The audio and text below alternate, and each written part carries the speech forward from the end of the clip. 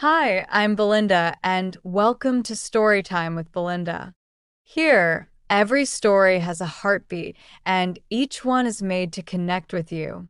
Whether we're exploring a far off land or talking about something close to home, I hope you find a little piece of yourself in each tale. Let's get started, and thank you for being here.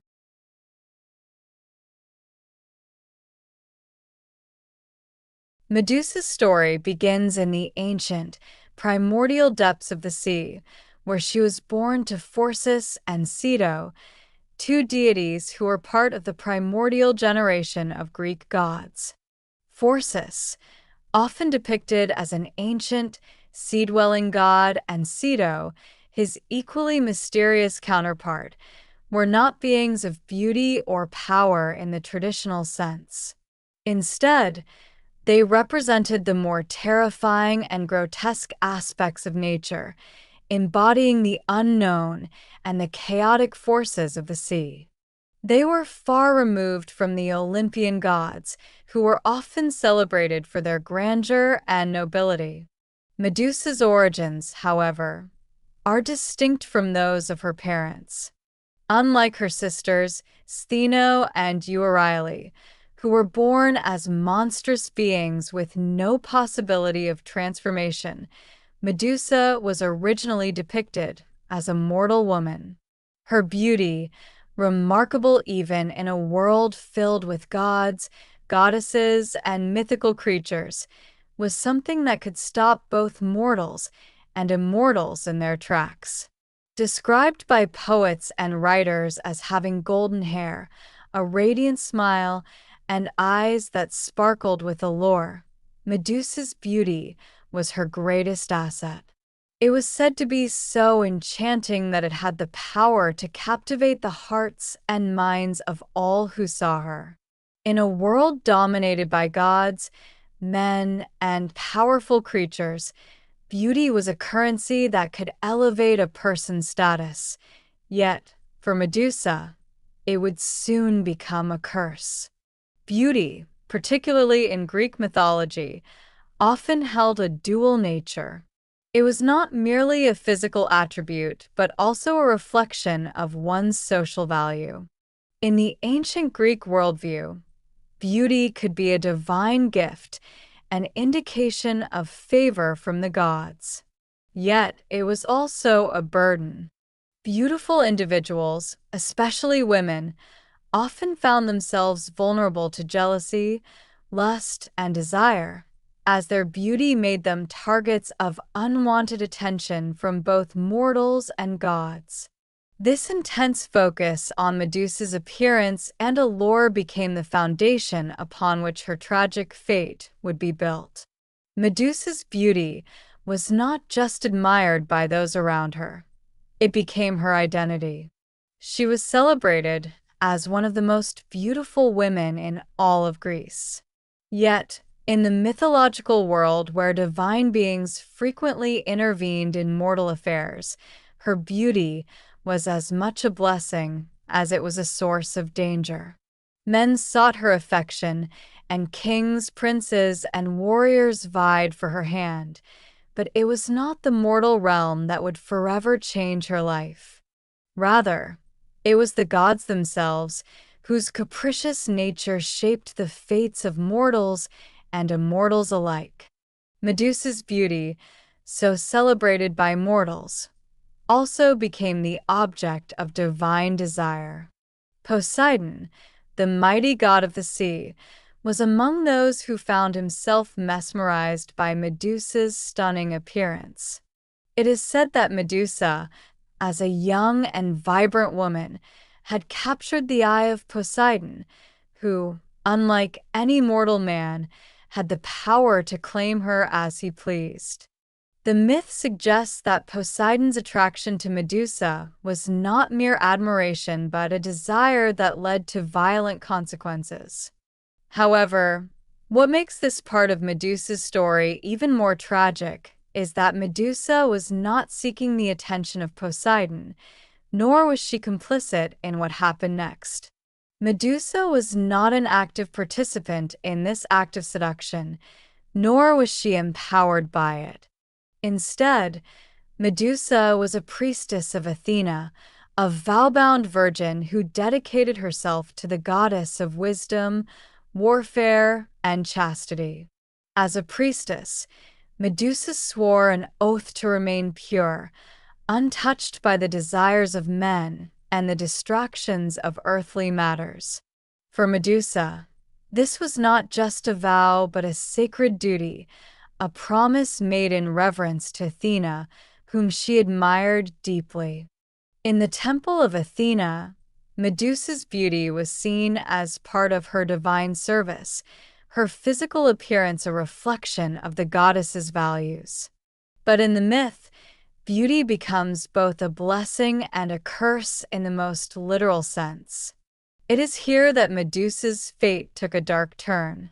Poseidon, undeterred by Medusa's vows and sacred role as a priestess, assaulted her in the very temple where she had sworn to serve Athena.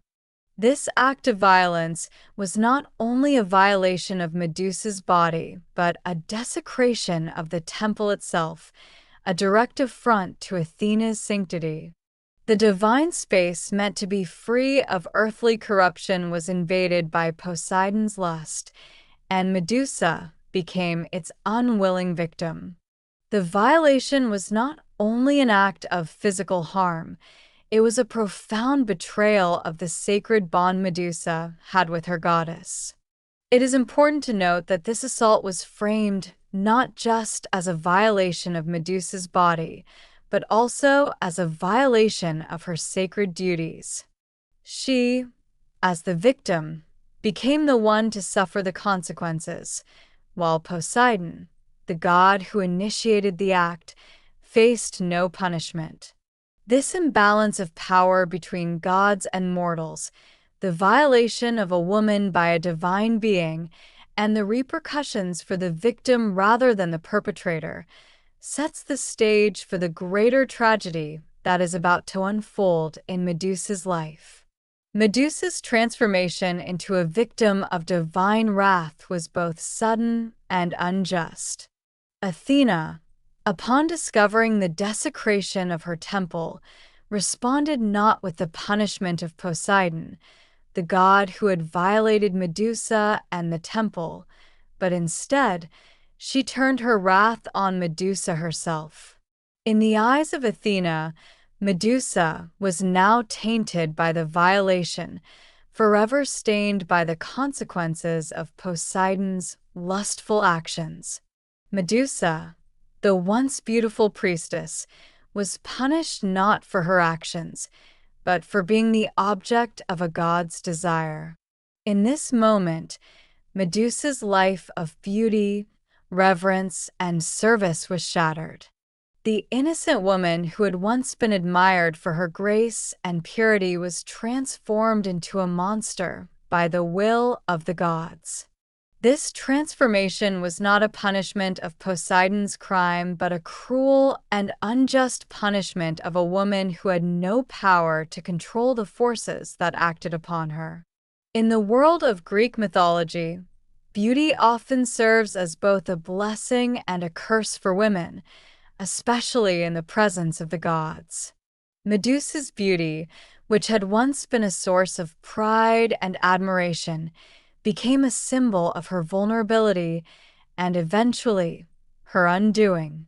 The tragic irony is that the very thing that had made Medusa special, her beauty, was the catalyst for her downfall.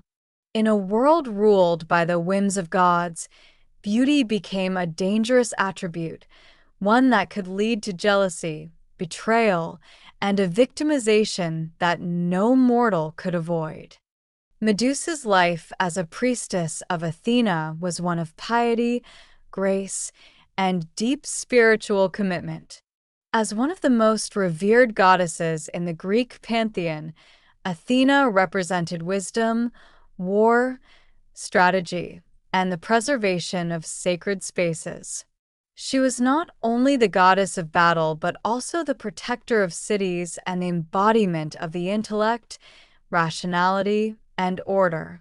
To be chosen as a priestess of Athena was an extraordinary honor, reserved for those who exemplified purity, virtue, and unwavering devotion to the goddess's ideals. Medusa, by all accounts, was an exceptional priestess. She had been entrusted with the sacred responsibility of serving Athena in her temple, a space that was meant to be untouched by mortal desires, free from the impurities of the world outside. Athena's temple was a sanctified ground, a place where women like Medusa dedicated their lives to the goddess, taking vows of chastity and purity in exchange for spiritual favor. As a priestess, Medusa was expected to maintain her chastity and focus solely on the worship of Athena, keeping herself pure not only in body, but also in mind. This vow was integral to her role within the temple. It symbolized her deep commitment to the goddess and her spiritual duty. Medusa's beauty, which had already made her an object of desire, was both an asset and a source of danger within the temple. Her radiant appearance was a reflection of Athena's own qualities, grace, wisdom, and strength, but it also made Medusa vulnerable. Beauty, in ancient Greece, was not only a blessing but a marker of a woman's social worth and could often lead to unwanted attention from powerful men and gods. While Medusa was serving in the temple as a dedicated virgin priestess, she was already an object of admiration and desire, with men and gods alike seeing her as a symbol of feminine perfection. This attention, while flattering, was also a danger, particularly when it came to the gods, whose whims often operated beyond human control. Athena's temple, as sacred as it was meant to be a sanctuary from such desires. The space was not only a physical location of worship, but also a symbolic realm of purity and divine order. Within it, Medusa was meant to be untouched, her devotion and beauty serving as an offering to the goddess.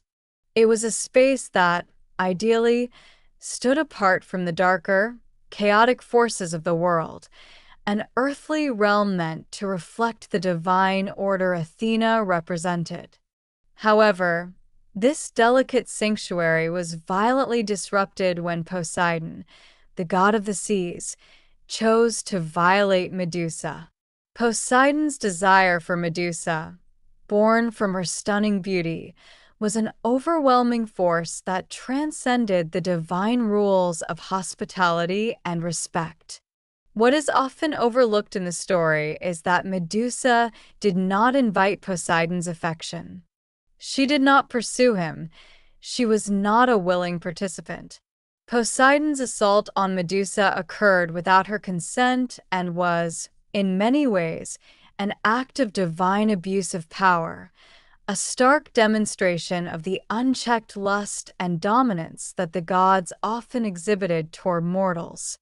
The act itself occurred within the very walls of Athena's temple, an act of sacrilege in its most profound form. By violating Medusa in the temple, Poseidon desecrated the sacred space that was meant to be under Athena's protection. This was not just an assault on Medusa's body, but a violation of the very sanctity of the divine order Athena had worked to preserve. Athena, the goddess of wisdom, justice, and protection, was supposed to be the guardian of this space. Yet, her ability to protect Medusa and the sacredness of her temple was shattered by Poseidon's unrelenting power. Medusa, the innocent and devoted priestess, was thus placed in a position of powerlessness before the gods. She was unable to stop what was happening to her, and the sanctity of her vow and temple was irreparably damaged. The violation marked a turning point in Medusa's life. Once, She was a symbol of purity and devotion, admired not only for her beauty, but also for her piety and loyalty to Athena. However, after the assault, Medusa became a victim of divine cruelty. It was not Poseidon who faced the consequences of his actions, but Medusa, whose life would be irrevocably altered. She was blamed for the desecration of Athena's temple, and this would set the stage for the terrible curse that would follow. Athena's reaction to this violation is one of the most tragic and unjust aspects of Medusa's myth. Instead of condemning Poseidon for his actions, Athena turned her wrath on Medusa, the victim of the assault. In an act of divine retribution, Athena punished Medusa by transforming her into a monster, turning her hair into serpents and giving her a gaze that could turn anyone who looked at her into stone. In this moment, Medusa, the victim of divine violence, became the target of divine vengeance. This transformation was not just physical, it was a complete erasure of Medusa's identity. No longer could she be the radiant priestess who had once served in Athena's temple with grace. Now, she was cast out, both from the temple and from society, her once beautiful features, now a grotesque reminder of the gods' harsh and arbitrary justice. Medusa's beauty, which had once been her defining trait and an asset in her service to Athena, became the very thing that would mark her as a monstrous, cursed creature. The violation of Medusa in Athena's temple and Athena's subsequent punishment of Medusa is deeply symbolic. It reflects the perverse nature of divine justice in Greek mythology, how the powerful, in this case Poseidon, were often free from the consequences of their actions, while the powerless, Medusa, suffered unimaginable retribution. It also highlights the precarious position of women in a world dominated by male gods and male desires, where the victims of violence were often blamed for their victimization. Medusa's transformation into a monster was not a reflection of her own moral failings or transgressions, but rather the tragic consequence of a system that punished the innocent while protecting the powerful. In a way, Athena's actions in this story mirror the broader themes of victim blaming and the ways in which society, or in this case, the gods, sometimes places the blame on the vulnerable rather than addressing the root cause of violence. Medusa, who had devoted her life to serving Athena and had sworn an oath of chastity and purity, was punished not for breaking her vow, but for being the victim of a god's desire. Athena's reaction to the violation of her temple and the assault on Medusa by Poseidon is one of the most complex and tragic elements of Medusa's myth.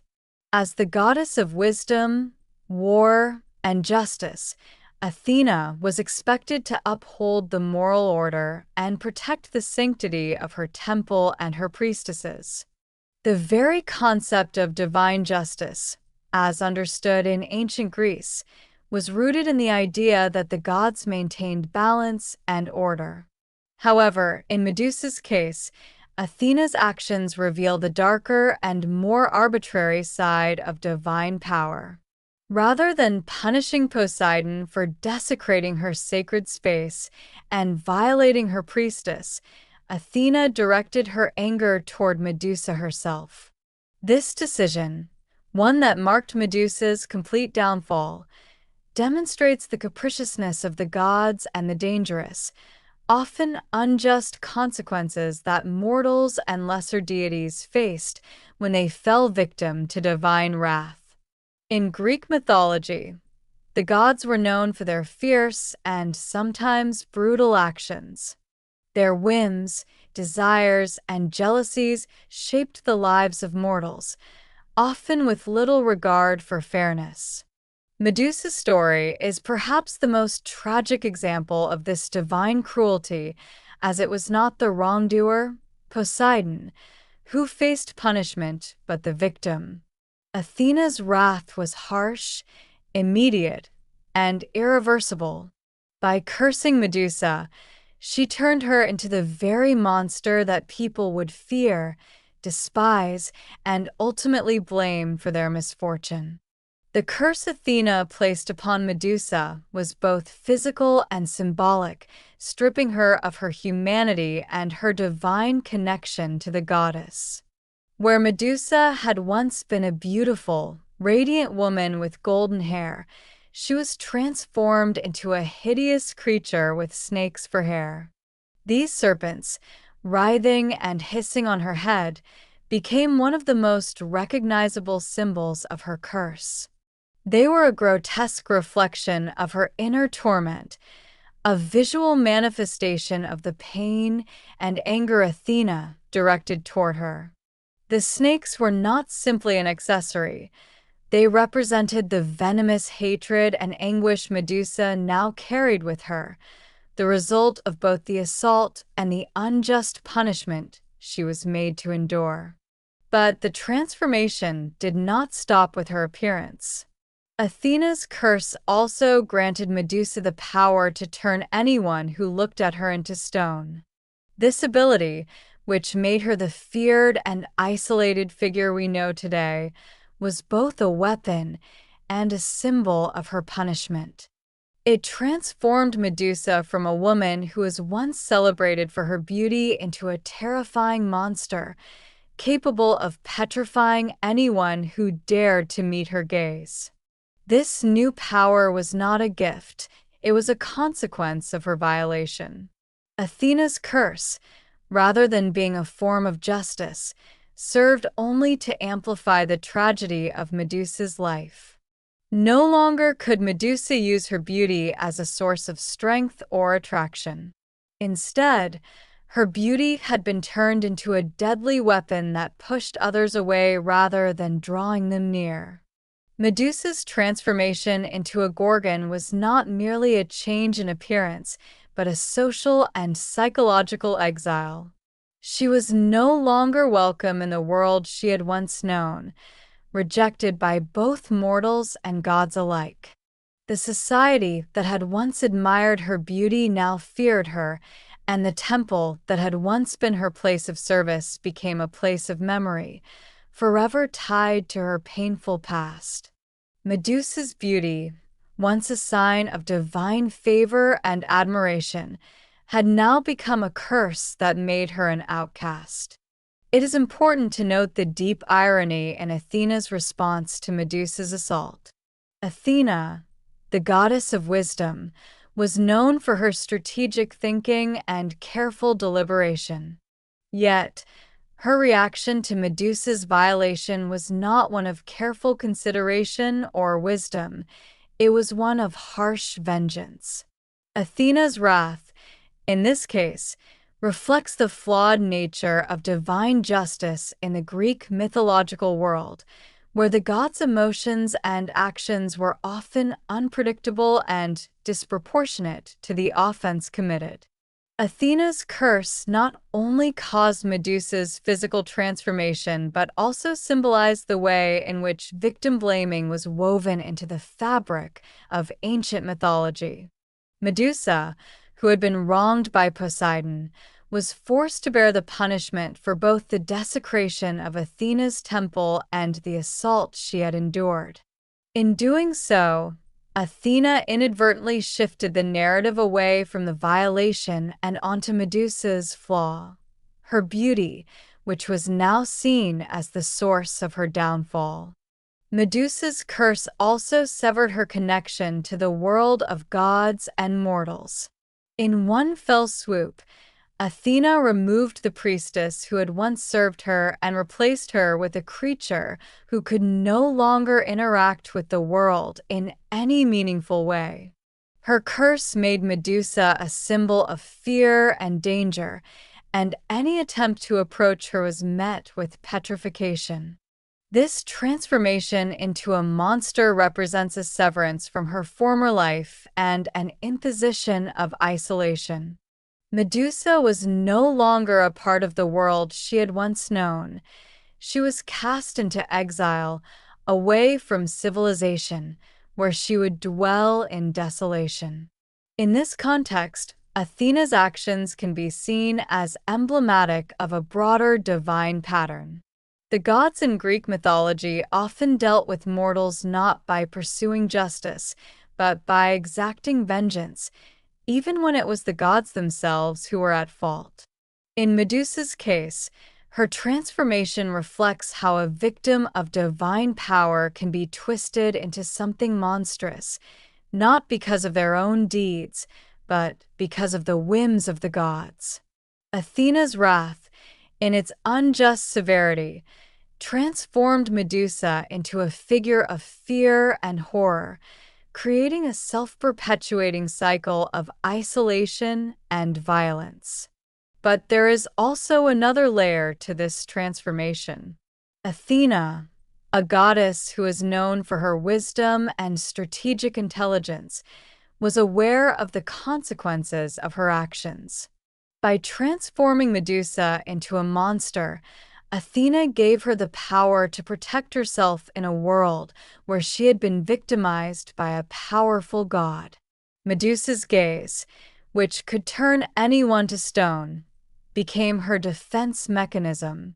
It was as if Athena, in her divine wisdom, had given Medusa a way to shield herself from further harm, a way to defend herself against the very gods and mortals who would attempt to exploit her.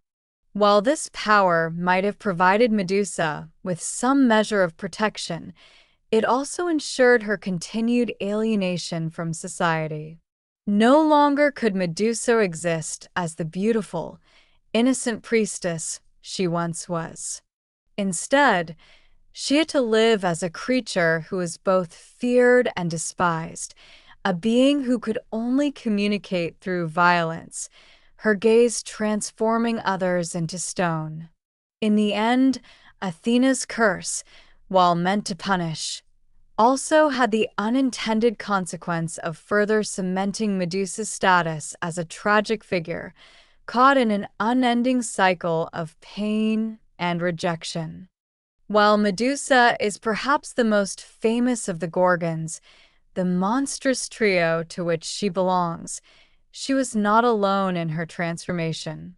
Medusa's sisters, Stheno and Euryale, shared her cursed existence, and their roles in the myth offer essential context for understanding the full scope of the Gorgon myth.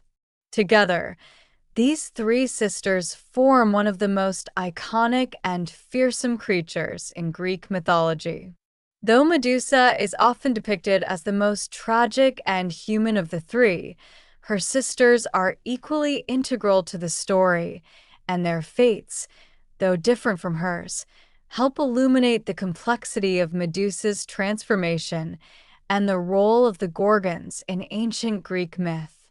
The Gorgons were daughters of Perseus and Stheno, primordial deities of the sea. These two ancient beings were often depicted as monsters themselves, embodying the chaotic and terrifying aspects of the ocean.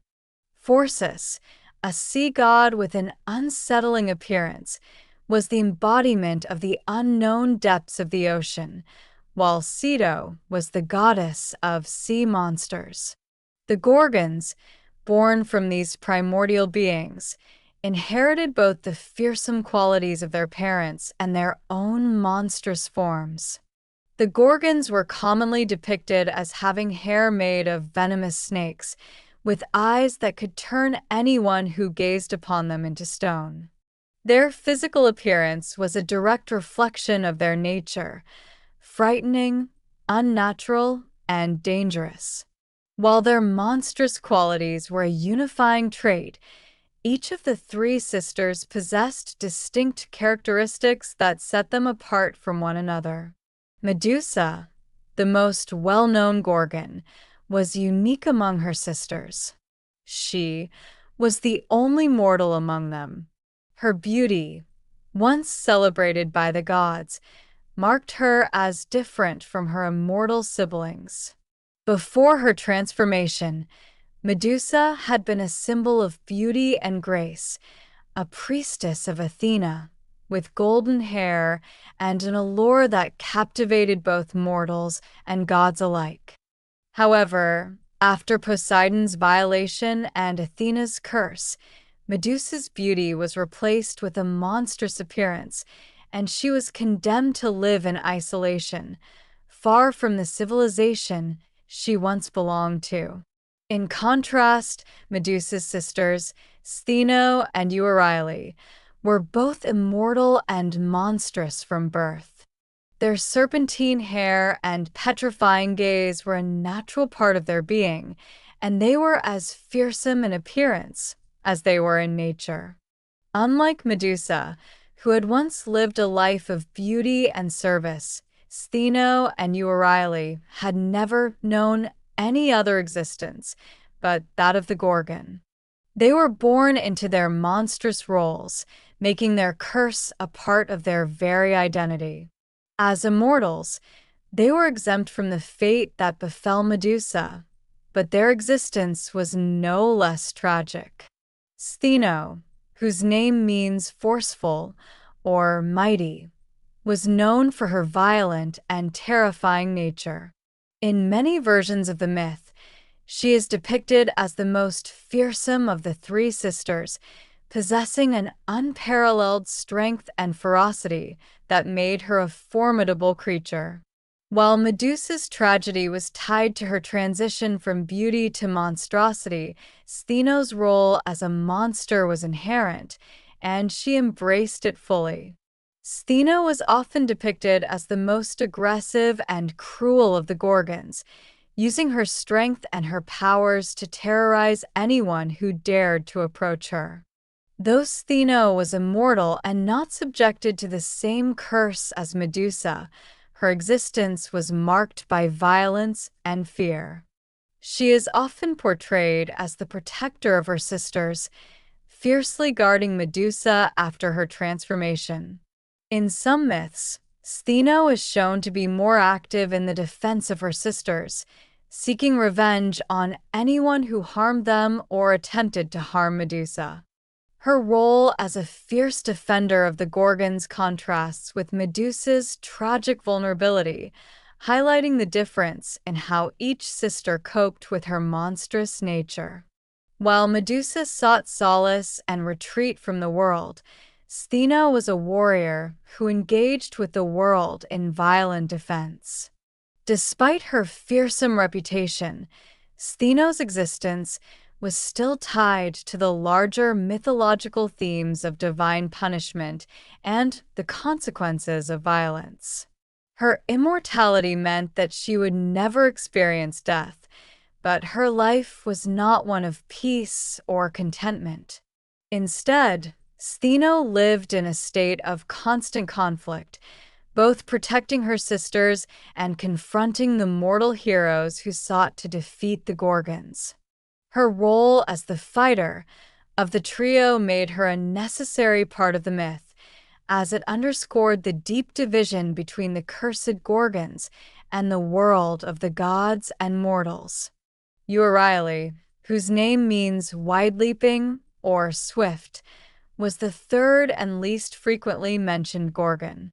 Unlike Stheno, who is known for her violence, and Medusa, whose tragic tale was steeped in emotion, Euryale's character is often defined by her eerie silence and her role as a less actively involved figure in the Gorgon myth.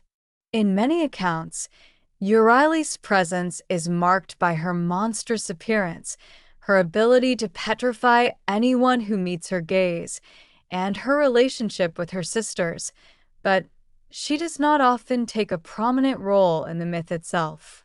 Despite her relative silence in most myths, Euryale's role is still significant. She is often depicted as the most sorrowful of the Gorgons, perhaps because, unlike Stheno, she does not engage in the violence of the world. Euryale's existence, is one of eternal solitude.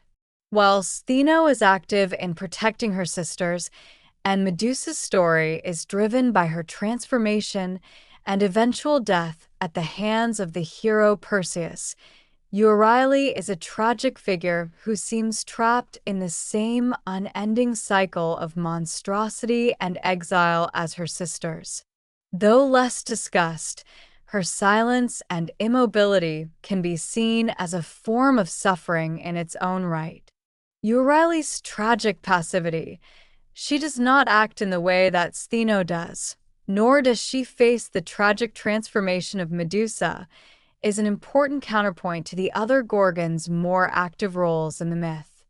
The Gorgons represent the fearsome, destructive power that exists in the world beyond mortal understanding. In many ways, they personify the dangers of the unknown and the chaotic forces that can arise when divine power is unchecked. They are also a symbol of divine wrath, a reflection of how gods often use their power to punish both mortals and fellow deities. While Medusa's transformation is a deeply personal tragedy, the existence of her sisters serves to reinforce the notion that the Gorgons are not just individuals but a powerful, unified force in Greek mythology. In this sense, the Gorgons represent the ultimate embodiment of punishment and retribution. They stand as a warning against defying the gods, showing that even divine beauty can be corrupted and twisted into something monstrous. But the Gorgons also serve as a metaphor for power and vengeance. They embody the dark side of the divine, gods and goddesses who are capable of cruelty and who often act without regard for fairness. The Gorgon's gaze, which turns all who look upon them to stone, is a powerful and terrifying tool, one that reinforces their role as a deadly and unstoppable force. While Medusa's role in the myth is often the most emotionally compelling, her sisters, Stheno and Euryale, provide the necessary context to understand the full weight of the Gorgon curse. Their presence underscores the idea of family and loyalty, as well as the varying responses to the punishment the Gorgons endure. In the end, the Gorgons represent the complexity of divine retribution in Greek mythology, how punishment can be disproportionate, how it affects individuals in different ways, and how the line between victim and villain can be blurred in the hands of the gods. The story of Medusa's tragic fate culminates in her death at the hands of Perseus, a heroic figure who is tasked with this seemingly impossible mission: to slay Medusa and bring back her head. While the slaying of Medusa is often seen as the culmination of Perseus' heroism, it is also the moment that forever alters the trajectory of Medusa's myth. Perseus' quest and the subsequent use of Medusa's head become pivotal elements in the ongoing legacy of the Gorgon's terrifying power and her tragic story. The quest to slay Medusa begins with the hero Perseus, a figure born of both divine and mortal blood. Perseus was the son of the mortal Danae and the god Zeus, making him a demigod with great potential for heroic deeds. His life, however, started under an unfortunate omen. His mother Danae was imprisoned by her father, King Acrisius of Argos, who feared that her son would one day kill him. In an attempt to prevent this, Acrisius locked Danae in a bronze chamber. Yet, Zeus, in the form of golden rain, impregnated her, and Perseus was born. When Acrisius learned of Perseus' birth, he cast both mother and child into the sea in a wooden chest, hoping that they would perish. But Perseus' fate was far from grim. He was rescued and raised by the fisherman Dictys on the island of Seriphos. The king of Seriphos, Polydectes, became enamored with Danae and sought to marry her. However, Perseus stood in the way of his desires, so Polydectes devised a cunning plan to rid himself of the young hero. Polydectes, knowing that Perseus was eager to prove his worth, sent him on a perilous and nearly impossible mission to bring back the head of Medusa, one of the three Gorgons. This task was intended to be a death sentence, for the Gorgons were immensely powerful, and no mortal could face them without suffering certain death. In Greek mythology, a hero's journey is often marked by a combination of divine assistance, personal courage, and wit. Perseus' quest to slay Medusa was no exception. Before he embarked on his journey, Perseus was aided by a number of gods and magical gifts that would allow him to succeed where others would have failed. To assist Perseus, the gods provided him with several magical items that were essential to the success of his mission. Hermes, the messenger god, gave Perseus a pair of winged sandals that would allow him to fly, while Athena, the goddess of wisdom, provided him with a polished shield that would serve as both protection and guidance. The shield was critical in allowing Perseus to approach Medusa without looking directly at her, thus avoiding the fatal consequence of being turned to stone by her gaze. These divine gifts were not just practical, they symbolized the gods' support for Perseus, marking him as a hero chosen by the divine to carry out this dangerous task. Additionally, Perseus was given a special sword from Hephaestus, the god of blacksmiths, which was capable of cutting through even the toughest materials. Along with these magical gifts, Perseus was also granted a helmet of invisibility by Hades, which allowed him to move undetected through the realms of mortals and gods alike. With these tools, Perseus was well equipped for the task ahead, though the true test would still lie in confronting the Gorgons. Perseus' journey to find the Gorgons was fraught with peril. He first had to locate the Grey Sisters, three ancient women who shared one eye and one tooth between them. These sisters were the only beings who knew the whereabouts of the Gorgons. After tricking them into revealing Medusa's location, Perseus was able to continue on his path, armed with the knowledge he needed and his magical items. The encounter with Medusa is one of the most dramatic moments in the myth, as it marks the culmination of Perseus' quest and the tragic end of Medusa's story. Perseus' decision to use the reflective shield provided by Athena was crucial. Knowing that Medusa's gaze would turn anyone to stone, Perseus relied on the shield to guide him without directly looking at Medusa. He used the polished surface of the shield as a mirror, allowing him to approach the Gorgon without falling victim to her deadly gaze. Medusa's appearance at the time of the slaying is a far cry from her once beautiful form. Now a monster with snakes for hair, a face that could petrify anyone who looked at her, and a body that was a grotesque reflection of the curse placed upon her by Athena, Medusa had become an embodiment of tragedy and vengeance. Perseus, however, was resolute. He approached her in the quiet of the night, making sure not to meet her eyes directly. With a swift and deadly strike, he beheaded her. The moment of Medusa's death is imbued with both horror and sorrow. Though Perseus had succeeded in his task, he had also taken the life of a woman who had once been beautiful and innocent, a victim of divine cruelty. The Gorgons, in some versions of the myth, attempted to stop Perseus, but they were no match for his magical gifts and his courage. After Medusa's head was severed, Perseus fled the scene, knowing that his next task was to deal with the legacy of the power he had just unleashed.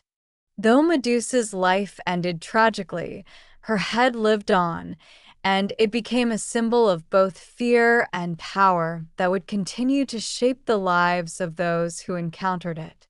Perseus did not simply discard the head, he carried it with him as a trophy and a weapon. Medusa's head, with its power to turn anyone to stone, would prove to be useful in the hero's later adventures, cementing Medusa's continuing influence over the world even in death. One of the most notable uses of Medusa's head was in Perseus' encounter with the Titan Atlas. In some versions of the myth, Atlas had been tasked with holding up the heavens, and Perseus used Medusa's head to turn Atlas into stone, thus freeing the world of his burden. This act showcased the potency of Medusa's legacy as a weapon, capable of altering the fates of gods and mortals alike. Perhaps the most significant and lasting impact of Medusa's head came with its eventual use by Perseus to aid in the rescue of Andromeda. Perseus encountered the princess Andromeda, who was chained to a rock as a sacrifice to a sea monster. Using Medusa's head, Perseus petrified the sea monster, saving Andromeda and cementing his status as a hero. In this way, the head of Medusa became both a symbol of death and a tool of salvation, embodying the duality of Medusa's transformation from a beautiful maiden into a feared monster. After his various heroic exploits, Perseus eventually gave Medusa's head to Athena, who placed it upon her shield, the Aegis. This shield, already a symbol of divine power and protection, was further enhanced by the addition of Medusa's head. The Aegis, now adorned with the terrifying image of Medusa, became a symbol of both the god's power and the tragic nature of Medusa's fate. It was used by various gods, most notably Zeus, to strike fear into their enemies and to demonstrate the destructive force of the divine. Medusa's head also represents the lasting impact of her curse. Though she was killed, the power she wielded, her gaze that could turn living beings to stone, remained a potent force.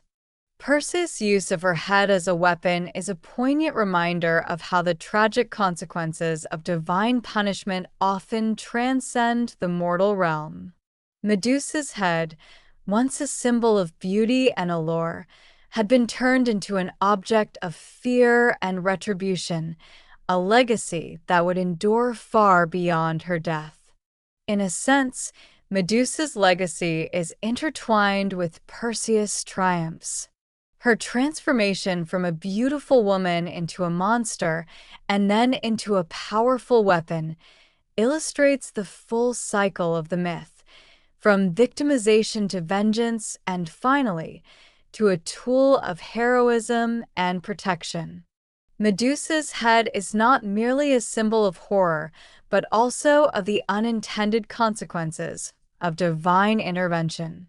It is a tragic reminder that the god's wrath can create monsters who, in turn, shape the fates of heroes and gods alike.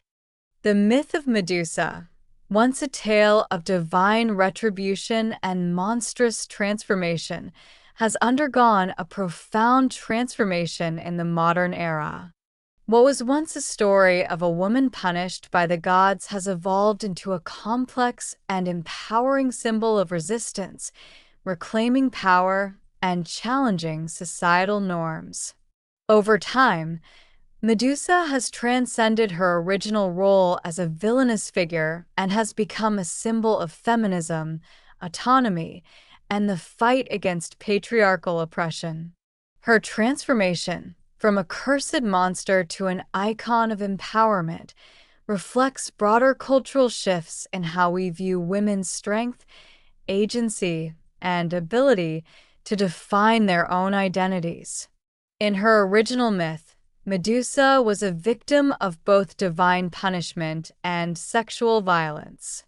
Athena's curse, which turned Medusa's beautiful hair into serpents and her gaze into a deadly weapon, was a punishment for Poseidon's violation of her in Athena's temple. While the story of Medusa was often framed as one of victimization, it is essential to recognize that Medusa's transformation into a creature of immense power, one who could turn anyone to stone with her gaze, makes her a figure of control. Medusa became a monster, but not an ordinary one. Her power was undeniable. She could destroy anyone who dared to confront her. The very nature of her curse, though tragic, imbued Medusa with a terrifying strength that forced the world to reckon with her. Medusa's ability to kill with a mere glance became a metaphor for the violence and terror that women could be subjected to in the ancient world, a symbol of how power dynamics between the sexes were often skewed. Medusa's monstrousness was, in many ways, a reflection of society's view of women who defied or rejected the patriarchal order, seen as dangerous, uncontrollable, and in need of punishment. She was cast as a monster, but her transformation into one speaks to the societal tendency to demonize women who break from the prescribed roles of beauty, virtue, and subservience. In the 20th and 21st centuries, Medusa's image underwent a radical shift. As feminist movements gained momentum, women began to challenge traditional narratives of power, victimhood, and agency, and Medusa became an unlikely hero in this larger fight for gender equality and autonomy. The image of Medusa has been reclaimed by contemporary feminists as a symbol of defiance, empowerment, and resistance to patriarchy. She is no longer just a monster, punished for her beauty and sexuality. She is a survivor, a woman who refuses to be silenced, and who possesses the power to strike back against those who harm or threaten her. Medusa's tragic story, her victimization by the gods, and the violent transformation she underwent, has come to symbolize the broader struggles women face in societies that punish them for their bodies, their sexuality, and their power. Her transformation into a creature capable of petrifying men with a mere glance is now interpreted as a reclamation of agency and control. Medusa's ability to turn men into stone with her gaze can be seen as a metaphor for the way women have been objectified, their voices stifled, and their power undermined by patriarchal systems. In this light, Medusa's power is seen not as something to be feared, but something to be embraced, a reclaiming of autonomy and self-determination. Feminist reinterpretations of Medusa often focus on the idea of reclaiming her image as an act of resistance against the societal forces that would strip her of her identity. Medusa, rather than simply being a victim of Poseidon's violence or Athena's curse, is now seen as a figure who embodies the strength of women who, when wronged, will not stay silent or passive. She represents a woman who transforms her pain into power, who uses her curse to defend herself against the world that would otherwise seek to destroy her. In modern feminist literature, art, and activism, Medusa is frequently used as a symbol of resistance to patriarchal violence. Her ability to turn men to stone is often interpreted as a metaphor for the power that women can harness when they refuse to conform to the expectations and norms imposed upon them. Medusa's gaze, which once turned mortals to stone, now represents the power of women who stand their ground in the face of systemic oppression.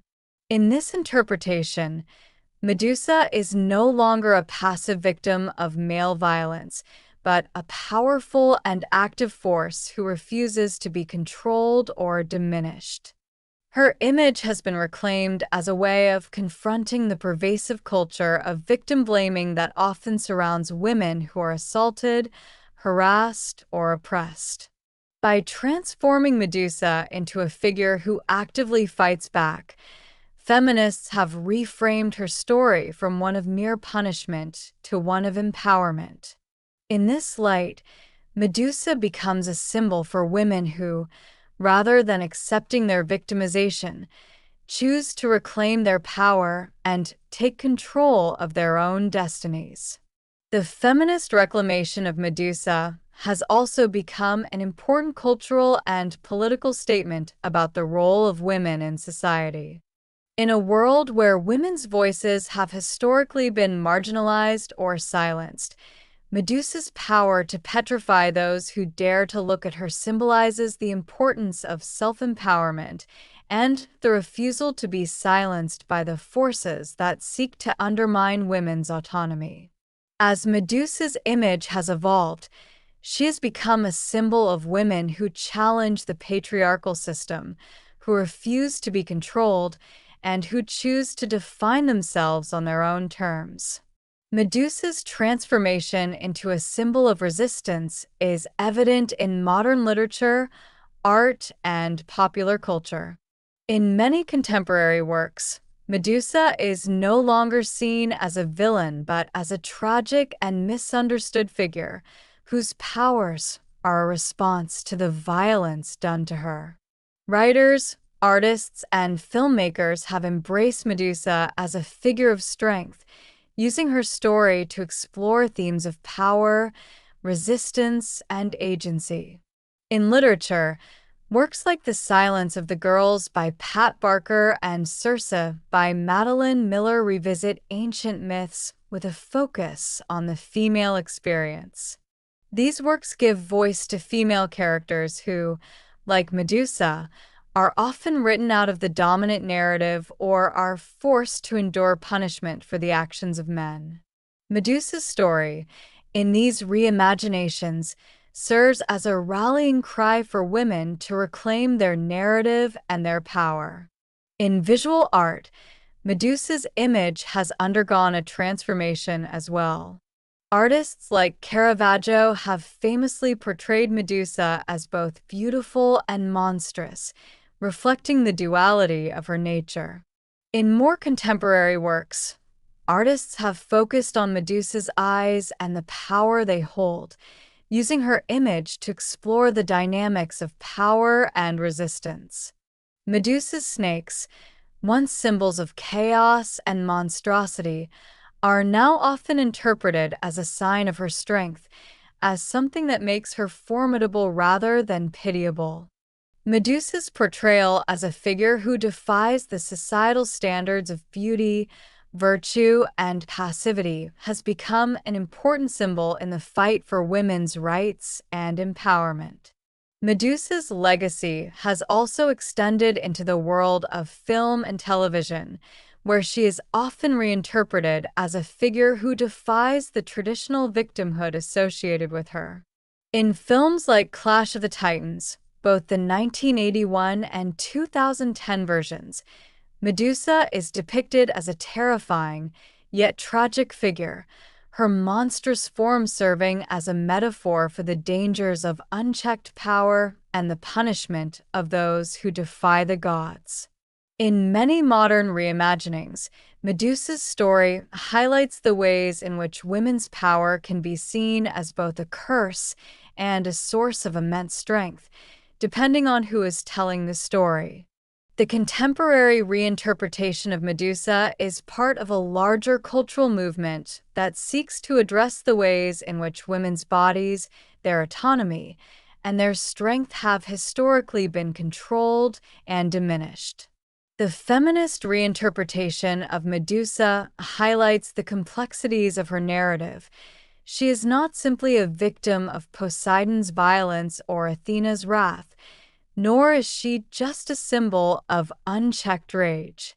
Medusa represents the complexities of women's struggles for autonomy, respect, and empowerment in a world that often seeks to silence them. Medusa's transformation, from a beautiful woman punished by the gods to a fearsome figure of strength and resistance, mirrors the evolution of the feminist movement itself. Just as Medusa's image has evolved from a mere monster to an icon of empowerment, so too has the way society views women's power and agency shifted. No longer just a symbol of victimhood, Medusa's head has come to represent resistance, power, and the capacity for women to turn the gaze of society back upon itself, turning it to stone. The story of Medusa is one of the most enduring and multifaceted myths in Greek mythology, offering a profound exploration of themes such as justice, power, victimization, and transformation. Through Medusa's tragic tale, we are reminded of how the interplay of power, both divine and mortal, can shape the fates of individuals, particularly women, and how the concepts of justice and retribution are often not as clear-cut as they may first appear. Medusa's story, at its core, is a tale of the imbalance of power. Her transformation from a beautiful, innocent woman into a monster, cursed by Athena for Poseidon's violation of her, exposes the ways in which women, especially in myth and history, have often been punished for the actions of men. Medusa's fate is not just a punishment for a divine crime. It is a consequence of a world where the power of women is controlled, exploited, and even destroyed by forces beyond their control. Her story forces us to confront the ways that victimization is intertwined with the exercise of power, particularly in the context of gender dynamics. In many ways, Medusa's curse and transformation serve as a chilling metaphor for the punishment of women who are perceived as threats or transgressors of social norms. Athena's wrath represents the harsh, unyielding justice of the gods, one that does not take into account the context of Medusa's suffering or the trauma she experienced. This divine justice, however, is ultimately shown to be flawed and unjust, as it is not Medusa who deserves punishment, but the gods and men who contribute to her plight. By transforming Medusa into a creature that turns men to stone, Athena inadvertently allows Medusa's curse to take on a life of its own, a power that can no longer be contained by divine authority. This tragic imbalance of power, where the gods have absolute control over the lives of mortals, yet act without true understanding of their suffering, reflects a broader societal tendency to unjustly punish those who are already marginalized.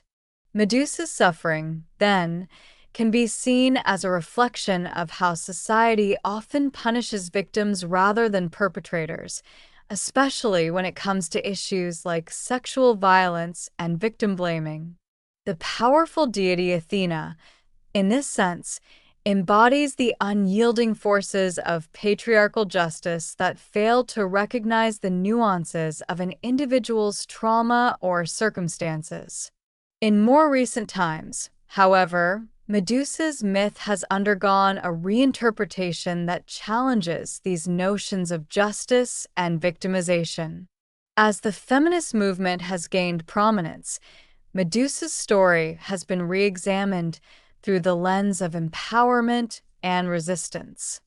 Medusa, once seen solely as a victim, has been reclaimed as a symbol of strength, defiance, and the power of women to take control of their destinies. Her tragic tale has transformed into a narrative of reclamation, where she, though cursed, emerges as a figure capable of shaping her own fate. The reinterpretation of Medusa as a feminist icon is a direct challenge to the patriarchal justice system that initially condemned her. In this context, Medusa's transformation into a Gorgon, someone who is feared, hated, and ultimately destroyed, can be seen as a reflection of the violence and suppression of female power throughout history. Yet, her legacy as a symbol of resistance challenges the notion that justice is always a matter of power and punishment. Medusa's ability to turn others to stone with her gaze has become a metaphor for women who, once wronged, reclaim their agency and fight back against oppressive systems.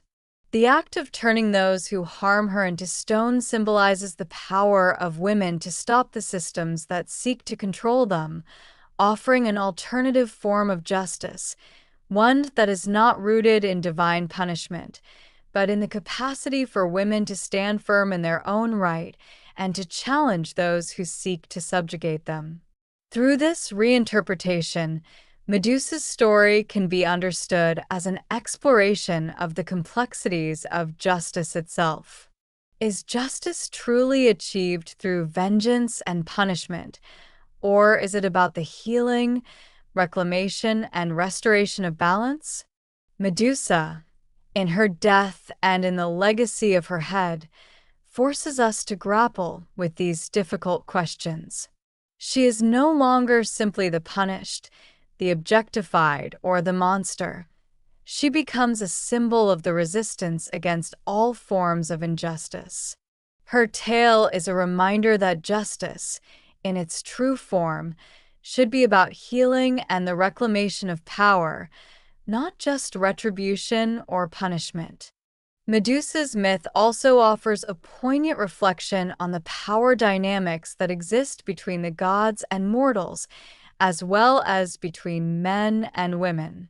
Medusa's transformation is, in many ways, a commentary on the control and manipulation of women by those in power. Athena, as a goddess, possesses the ultimate authority in her realm, yet her actions are not free from the biases and misunderstandings of her divine position. Medusa, as a mortal woman, is caught in the crossfire of divine politics and the gods' own power struggles, reflecting the vulnerability of women in a world governed by male-dominated power structures. The power dynamics in Medusa's myth also highlight the complex relationship between beauty, power, and victimization. Medusa, once praised for her beauty, is transformed into a figure of fear and terror, both because of her gaze and because she is perceived as a danger to the established order. The way Medusa's beauty is both praised and then punished for its potential to disrupt the world around her reveals how women's power, whether in the form of their appearance, voice, or autonomy, has historically been both idealized and feared.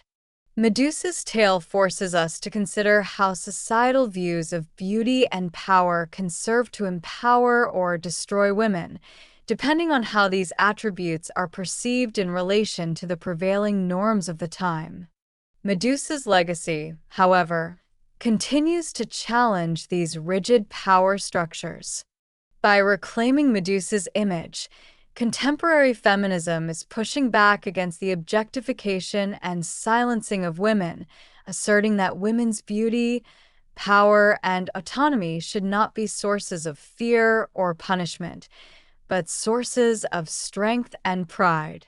Medusa's legacy is now one of resistance against the forces that seek to diminish and control women, showing that power need not be derived from the authority of gods or men, but from the inherent strength of women themselves. Medusa's tragic tale is not just an ancient story, it is one that continues to resonate in modern times. Her myth speaks to the universal themes of justice, power, victimization, and resistance, making it highly relevant to contemporary discussions surrounding gender, violence, and the fight for equality. Whether through the lens of feminist reinterpretation or through the broader lens of social justice, Medusa's myth remains a powerful narrative about the ways in which individuals, particularly women, can reclaim their agency and assert their power in the face of oppression. Medusa's legacy is one that has evolved from being a cautionary tale of divine retribution to a symbol of empowerment, resistance, and justice.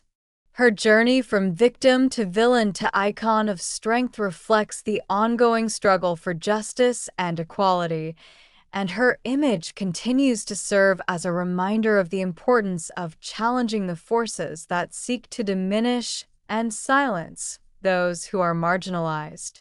Medusa's tale, tragic as it is, holds within it the potential for transformation, a transformation that allows her, and by extension women, to rise above victimhood and reclaim their power in the face of a world that so often seeks to deny it.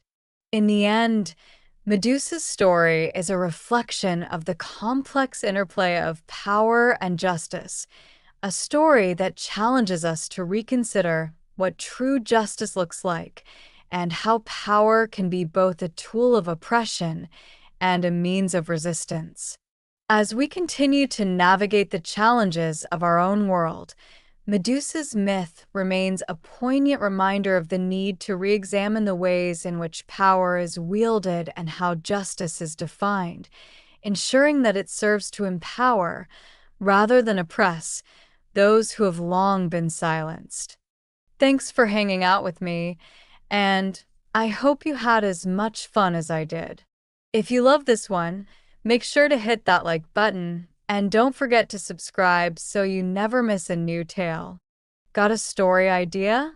Drop it in the comments below. I'm always looking for new adventures to share. Until next time, stay curious and keep telling your own stories.